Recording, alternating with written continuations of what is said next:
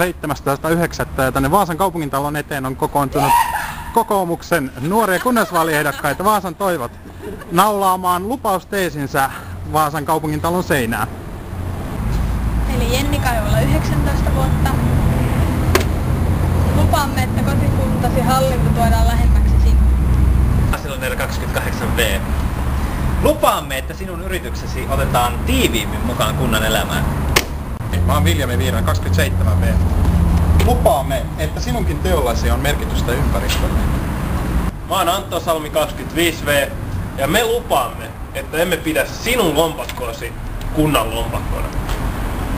Moi, mä oon Salla Rundgren ja me luvataan, että me ei unohdeta sua vaalien jälkeenkään.